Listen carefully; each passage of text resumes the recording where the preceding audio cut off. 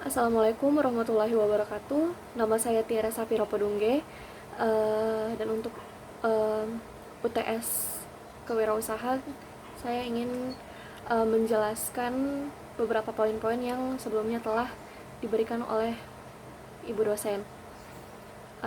Yang pertama adalah ide bisnis dan alasan saya membangun bisnis tersebut. Jadi akhir-akhir ini saya tertarik dengan aksesoris seperti gelang, cincin, kalung, dan pernak-pernik aksesoris wanita yang sejenisnya. Jadi sebagai seseorang yang berhijab, aksesoris semisal gelang atau kalung itu tidak umum digunakan. Walaupun pada zaman ini bukan hal yang tidak lumrah, banyak juga yang sudah menggunakan aksesoris seperti itu untuk fashion. Tapi saya sendiri tipe orang yang menyukai aksesoris simple dan minimalis.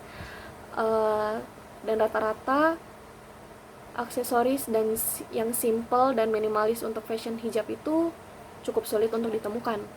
Karena untuk menonjolkan aksesoris tersebut di atas pakaian yang digunakan, itu membutuhkan desain yang lebih menonjol, sehingga dia terkesan tidak minimalis dan tidak simple. Saya lebih tertarik pada aksesoris dengan penggunaan logam daripada manik-manik plastik. Walaupun kini jenis manik plastik untuk aksesoris fashion tuh sudah lebih beragam dan ada yang lebih simple dan minimalis.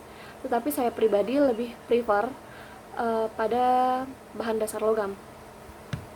Saya tertarik untuk membangun bisnis ini karena saya sendiri paham bahwa menemukan aksesoris yang sesuai dengan yang saya inginkan itu tidak mudah. Jadi kenapa tidak saya sendiri yang memulainya untuk membuat dan memasarkan produk itu. Kemudian poin segmen pasar. Segmen pasar terkait ide bisnis saya ini lebih fokus pada wanita berhijab tentunya, dengan range umur sekitar 16 tahun hingga umur-umur wanita karir seperti 40 tahun ke atas. Karena pada umur-umur ini, khususnya pada wanita karir, umumnya itu penggunaan aksesoris sebagai pelengkap fashion kerja atau jalan-jalan adalah hal yang tidak kalah penting.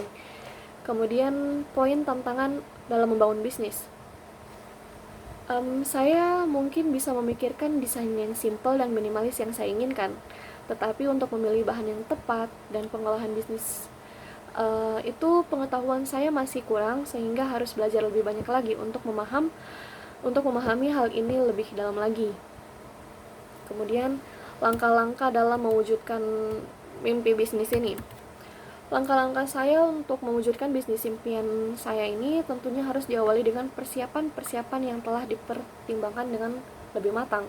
Semisal mempelajari dasar pembuatan aksesoris, kemudian memahami kebutuhan pasar untuk kelanjutan bisnis, kemudian mempelajari cara memasarkan produk, dan harus selalu bisa upgrade dan update terkait perkembangan pemenuhan dan kebutuhan akan produk pada pangsa pasar yang saya tuju. Tentunya semuanya diawali dengan doa dan menyeimbangkan usaha dan ikhtiar, karena belajar dalam menjalankan bisnis tentu harus diimbangi dengan doa dan ikhtiar.